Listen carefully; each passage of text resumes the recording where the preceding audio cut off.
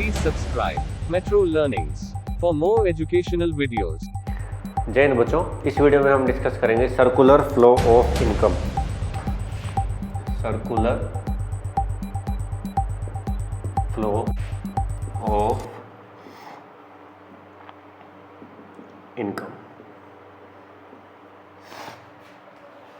Circular flow of income है और इस टॉपिक में हम इकोनॉमी में केवल दो सेक्टर्स को लेकर चलेंगे। ठीक है, दो सेक्टर्स लेंगे, एक कौन सा, हाउस होल्ड सेक्टर,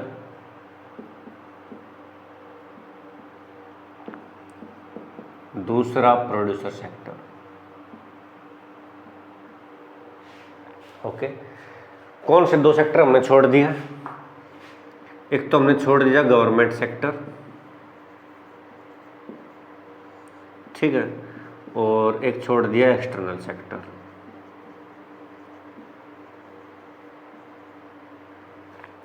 अज्यूम करके चले हैं हम कि जो इकोनॉमी है वो केवल टू सेक्टर इकोनॉमी है, गवर्नमेंट सेक्टर उसमें नहीं है, एक्सटर्नल सेक्टर उसमें नहीं है। तो एक अजम्पशन तो क्या हुई, there is no government intervention. Government कोई इंटरफेयर नहीं करती है, गवर्नमेंट का इंटरवेंशन नहीं होता है, क्योंकि गवर्नमेंट सेक्टर को हम इसमें एक्सक्लूड करते हैं। ओके, नेक्स्ट है एक्सटर्नल सेक्टर, जिसमें क्या होता है, इंपोर्ट एंड एक्सपोर्ट। इंपोर्ट और एक्सपोर्ट होता है इसमें, तो इसको भी हमने एक्सक्लूड कर दिया है कि हम एक ऐसी इकोनॉमी मानकर चलते हैं जिसमें ना तो कोई इंपोर्ट होता है ना ही एक्सपोर्ट होता है, दूसरे देशों की इकोनॉमी के साथ कोई भी लिंक नहीं है हमारा। ठीक है, तो इसलिए ये हमारी दूसरी असम्पशन हो गई कि जिसमें ना तो इंपोर्ट होता है ना एक्सपोर्ट होता है। ठीक है, there is no linkage between domestic economy and other countries economy. And second is there is no government intervention. Okay, एक असम्पशन और मानकर चलते हैं कि सेविंग्स इसमें क्या होंगी, जीरो। सेविंग्स क्या होंगी, जीरो। ये मैं अभी आपको जब ये टॉपिक समझाऊंगा तो तब बता दूंगा कि भाई सेविंग्स जीरो हम क्यों मानकर चलते हैं और जीरो ना मानने के पीछे, जीरो मानने के पीछे क्या कारण है। ओके, इस चीज़ को आपको ध्यान में रखना है। केवल हम टू सेक्टर इकोनॉमी की बात करते हैं, house hold sector and producer sector. एक चीज़ और है कि एक तो है प्रोडक्शन का प्रोसेस, प्रोडक्शन प्रोसेस, कि जो production of goods and services है वो कभी भी रुकता नहीं है। हमारी इंटायर लाइफ में देख लीजिए, किसी ना किसी चीज़ का प्रोडक्शन इकोनॉमी में ज़रूर होता है, चाहे फार्मर प्रोडक्शन करे, मैन्युफैक्चरर करे, कोई भी करे, कोई इंडस्ट्रियलिस्ट करे, कोई फैक्ट्री ओनर है वो करे, कोई भी करे, लेकिन प्रोडक्शन हमेशा होगा इकोनॉमी में। ऐसा कोई टाइम ही नहीं आएगा जब प्रोडक्शन ना होता हो। जिस दिन प्रोडक्शन होना बंद हो गया उस दिन हम और आप रहेंगे ही नहीं, सर्वाइव नहीं कर पाएंगे लाइफ को। तो इसलिए क्या है, प्रोडक्शन प्रोसेस कभी भी स्टॉप नहीं होता है, नेवर स्टॉप्स। ठीक है, कभी भी प्रोडक्शन प्रोसेस स्टॉप नहीं होता है, किसी ना किसी गुड्स का, सर्विसेज का प्रोडक्शन हमेशा होता रहेगा। और हमें पता है कि जब गुड्स एंड सर्विसेज का प्रोडक्शन होगा तो किसकी हेल्प से होता है, फैक्टर्स ऑफ प्रोडक्शन की हेल्प से, land, labour, capital and entrepreneur. और इन चारों चीज़ों की जब हमें जरूरत पड़ेगी तो फ्री में काम करेंगे नहीं, बदले उन्हें क्या करना पड़ता है, पेमेंट देनी पड़ती है। या कह सकते हैं कि जो फैक्टर सर्विसेज हैं या फैक्टर्स ऑफ प्रोडक्शन है उनको बदले में क्या मिलती है, फैक्टर इनकम मिलती है, फैक्टर इनकम। तो जो इनकम जनरेशन है, इनकम जनरेशन, इनकम हमेशा जनरेट होती रहेगी। ऐसा टाइम कभी नहीं आएगा जब इनकम जनरेट ना हो, क्योंकि प्रोडक्शन हुआ है, प्रोडक्शन हुआ है वो किसकी हेल्प से हुआ है, फैक्टर्स ऑफ प्रोडक्शन की हेल्प से हुआ है, जो कि कौन कौन से हैं, land, labour, capital and entrepreneur. जब ये प्रोड्यूसर सेक्टर में अपनी सर्विसेज देते हैं तो बदले में इनको पे किया जाता है। अगर हमने लैंड ली है, प्रोड्यूसर सेक्टर ने अगर लैंड ली है तो बदले में लैंड को क्या मिलेगा, रेंट, लेबर को क्या मिलेगा, वेजेस, कैपिटल को इंटरेस्ट, एंड एंटरप्रेन्योर किसके लिए काम करता है, प्रॉफिट के लिए। ये जो चारों चीज़ें हैं इसको बोलते हैं factors of production, factors of production या फैक्टर सर्विसेज। और ये जो इनको बदले में इनकम मिली है ये क्या कहलाएगी, फैक्टर इनकम।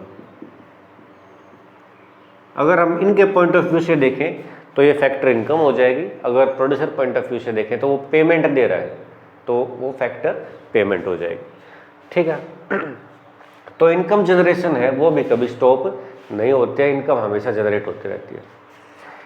तीसरा है एक्सपेंडिचर, खर्चा। अब जो लैंड, लेबर, कैपिटल और एंटरप्रेन्योर के पास जो इनकम आई है वो ये थोड़ी ना है कि अपने पास ही रखेंगे, उसको खर्च करना पड़ेगा, कहीं ना कहीं तो खर्च करेंगे, नहीं तो वो जी नहीं पाएंगे। कैसे? अगर वो खर्च नहीं करेंगे, ऐसा तो है नहीं कि मार्केट से जाकर वो कुछ खरीदेंगे नहीं, फूड की जरूरत पड़ेगी, वेजिटेबल की जरूरत पड़ेगी, फ्रूट्स की जरूरत पड़ेगी, क्लॉथ्स की जरूरत पड़ेगी और बहुत सारी नेसेसिटीज़ हैं उनकी जरूरत पड़ेगी, लग्जरी आइटम्स हैं उनकी भी जरूरत पड़ेगी, तो बहुत सारी चीज़ों की जरूरत पड़ेगी। अब वो भी फ्री में नहीं मिलेंगे, उनके लिए उसको क्या करना पड़ेगा, एक्सपेंडिचर करना पड़ेगा। और एक्सपेंडिचर कहाँ से करेंगे, अपनी इनकम में से करेंगे, रेंट, वेज, इंटरेस्ट और प्रॉफिट, इनमें से एक्सपेंडिचर करेंगे। तो एक्सपेंडिचर का जो प्रोसेस है वो भी कभी भी नहीं रुकता है, नेवर स्टॉप। तीनों चीज़ें आपको समझ में आ गई। प्रोडक्शन कभी भी नहीं रुकेगा, इनकम जनरेशन कभी नहीं रुकेगी, और इनकम जनरेशन है तो एक्सपेंडिचर भी होगा, तो एक्सपेंडिचर भी कभी नहीं रुकेगा। तीनों चीज़ें इंटायर लाइफ चलती रहती हैं, हमारी पूरी ज़िंदगी चलती रहती है। किसी चीज़ का प्रोडक्शन होगा, उसको हम कंज्यूम करेंगे, और जब हम कंज्यूम करेंगे तो इसका मतलब हम एक्सपेंडिचर कर रहे हैं, कहीं ना कहीं से हमारी इनकम भी आ रही है। तो प्रोडक्शन, इनकम एंड एक्सपेंडिचर तीनों चीज़ें हमारी पूरी लाइफ में चलती रहेंगी, कभी भी नहीं रुकती हैं। ठीक है, और जब ये कभी नहीं रुकती हैं, इसी को बोलते हैं सर्कुलर फ्लो ऑफ इनकम, क्योंकि ये चलती रहती हैं। प्रोडक्शन हुआ तो इनकम हुई, इनकम हुई तो एक्सपेंडिचर हुआ, एक्सपेंडिचर किया है तो फिर से प्रोडक्शन करने की जरूरत पड़ेगी, और ये प्रोसेस लगातार चलता रहेगा। Production, income, expenditure, production, income, expenditure, production, income, expenditure, चलता रहेगा ये। ओके, ये आपको समझ में आ गया। अब ये जो सर्कुलर फ्लो ऑफ मॉडल है, इसमें हमने दो सेक्टर लेकर चलने हैं। एक मैंने बता दिया हाउस होल्ड सेक्टर, एक प्रोड्यूसर सेक्टर। ठीक है, दोनों का लिंक मैंने पहले भी बता दिया है पिछली वीडियो में, फिर से बता देता हूँ। हाउस होल्ड सेक्टर से प्रोड्यूसर सेक्टर में क्या जाएंगी, फैक्टर्स ऑफ प्रोडक्शन या फैक्टर सर्विसेज, एक ही बात है। और जो फैक्टर सर्विसेज जाएंगी, फैक्टर सर्विसेज कौन सी हैं, land, labour, capital and entrepreneur. जब ये प्रोड्यूसर सेक्टर में जाएंगी तो अपने सर्विस के बदले में इनको क्या मिलेगी, इनकम मिलेगी, उसको बोलेंगे फैक्टर इनकम। फैक्टर इनकम बोलेंगे हाउस होल्ड सेक्टर के पॉइंट ऑफ व्यू से, क्योंकि इनके पास इनकम आई है। प्रोड्यूसर सेक्टर के पॉइंट ऑफ व्यू से देखें तो इन्होंने इनको क्या किया है, पे किया है, तो इसको हम बोल सकते हैं फैक्टर पेमेंट। अब इनके पास इनकम आ गई, इनको सर्वाइव करने के लिए गुड्स और सर्विसेज की ज़रूरत है, कुछ ना कुछ खरीदना है, इनको परचेज करना है। अब ये परचेज कहाँ से करेंगे, प्रोड्यूसर सेक्टर से करेंगे। प्रोड्यूसर सेक्टर ने किसका प्रोडक्शन किया, फैक्टर सर्विसेज को लेकर, गुड्स एंड सर्विसेज का, गुड्स एंड सर्विसेज का। लैंड, लेबर, कैपिटल, एंटरप्रेन्योर की हेल्प से प्रोड्यूसर सेक्टर ने प्रोडक्शन किया गुड्स एंड सर्विसेज का। और एक गुड्स एंड सर्विसेज किसके लिए प्रोडक्शन किया गया है, हाउस होल्ड सेक्टर के लिए। हाउस होल्ड सेक्टर ने इनको परचेज किया और बदले में क्या किया, खर्चा किया। इन्होंने किया एक्सपेंडिचर, एक्सपेंडिचर किसके ऊपर, ऑन गुड्स एंड सर्विसेज। यही चीज है ना, ये क्या है, रियल फ्लो, ये क्या है, मनी फ्लो। ये गुड्स एंड सर्विसेज क्या है, रियल फ्लो। और ये एक्सपेंडिचर जो मनी फॉर्म में किया है, ये क्या है, मनी फ्लो।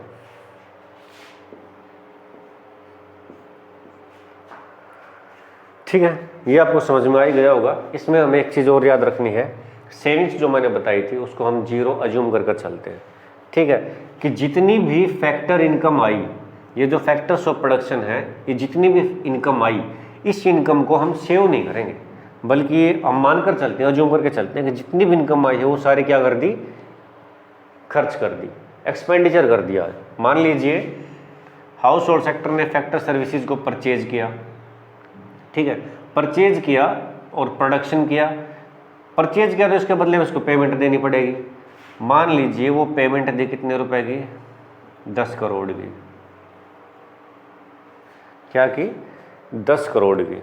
10 करोड़ की पेमेंट दी।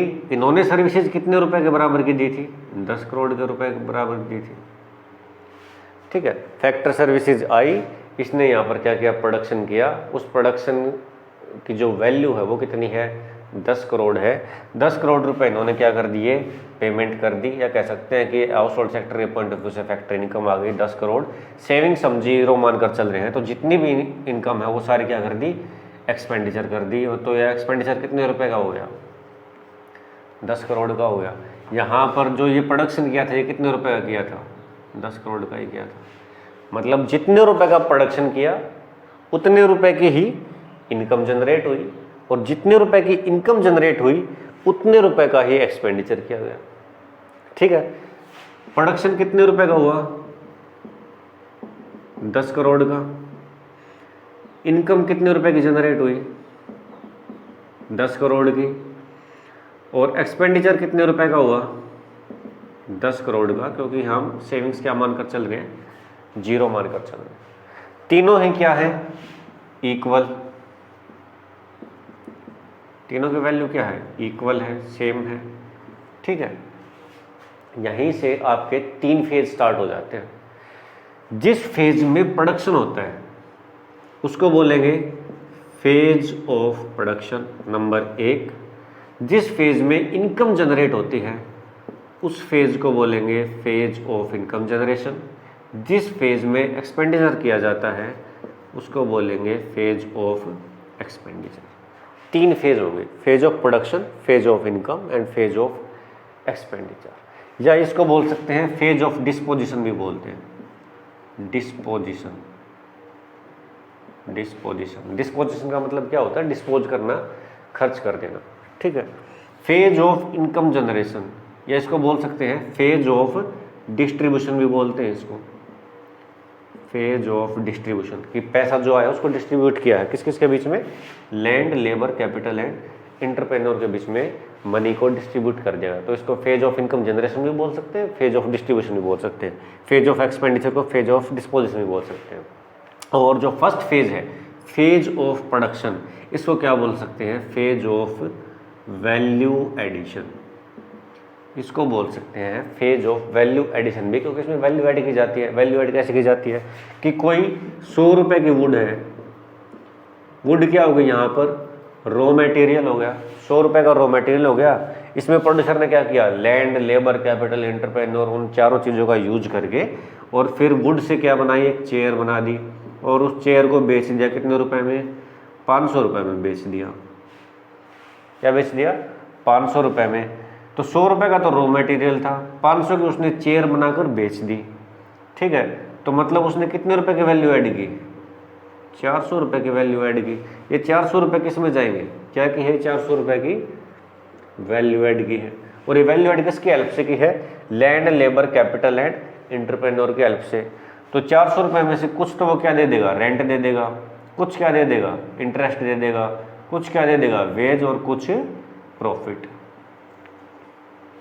इन चारों फैक्टर्स को पेमेंट कर देगा, या इन कह सकते हैं कि इन चारों फैक्टर्स की ये इनकम हो गई। ये आपको हमेशा याद रखना है। लैंड की जो इनकम होती है उसको रेंट बोलेंगे, और जो कैपिटल की इनकम होती है उसको इंटरेस्ट बोलेंगे, एंटरप्रेन्योर की इनकम को प्रॉफिट बोलेंगे, और क्या रहेगा, लेबर की इनकम को वेजेस बोलेंगे, ठीक है। तो ये हो गया आपका, तीनों फेज हो गए। तीनों फेज होने के बाद हमें क्या देखना है कि तीनों फेज में जो वैल्यू है वो क्या है, इक्वल है। यहाँ पर भी 10 करोड़, यहाँ पर भी 10 करोड़, यहाँ पर भी 10 करोड़। इस एग्जाम्पल के हिसाब से देखें तो 400 रुपए की वैल्यू ऐड की है, मान लीजिए यहाँ पर 400 रुपए की वैल्यू ऐड की है।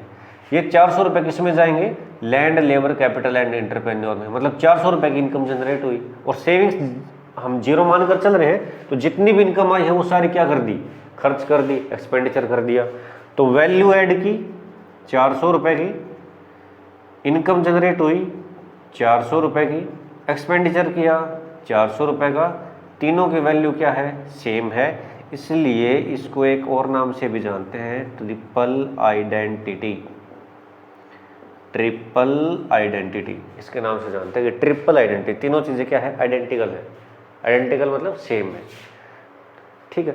तो ये तीन आपके क्या थे, फेज थे, और यही तीनों फेज आपके नेक्स्ट चैप्टर जो नेशनल इनकम है उसमें तीन मेथड बनते हैं नेशनल इनकम को कैलकुलेट करने के।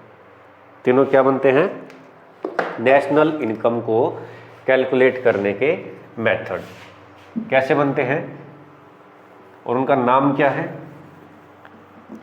कि जो फेज ऑफ प्रोडक्शन या फेज ऑफ वैल्यू एडिशन है, इस मेथड का नाम हो जाएगा value addition method. Value addition method, इस मेथड से हम नेशनल इनकम को एस्टिमेट करते हैं। फेज ऑफ इनकम है उसको बोलेंगे इनकम मेथड, इससे भी नेशनल इनकम को कैलकुलेट करते हैं। तीसरा है फेज ऑफ एक्सपेंडिचर, इसको बोलेंगे एक्सपेंडिचर मेथड। बिल्कुल आसान, ठीक है, क्लियर। और तीनों ही मेथड से जब हम नेशनल इनकम को कैलकुलेट करेंगे तो वैल्यू क्या आएगी, नेशनल इनकम की सेम ही आएगी। तीनों से नेशनल इनकम की वैल्यू एस्टिमेट करेंगे तो वैल्यू क्या आएगी, सेम ही आएगी। अगर वैल्यू एडिशन मेथड से नेशनल इनकम 100 रुपये की आ रही है या 100 करोड़ की आ रही है, तो इनकम मेथड से भी 100 करोड़ की आएगी, एक्सपेंडिचर मेथड से भी 100 करोड़ की आएगी। जो कि आपका नेक्स्ट चैप्टर है नेशनल इनकम का, उसमें न्यूमेरिकल्स दे रखे हैं, वो न्यूमेरिकल केवल इन तीन मेथड्स के ऊपर डिपेंड करते हैं, ठीक है। और तीनों मेथड से जब आप नेशनल इनकम निकालते हैं तो रिजल्ट आपका सेम आएगा।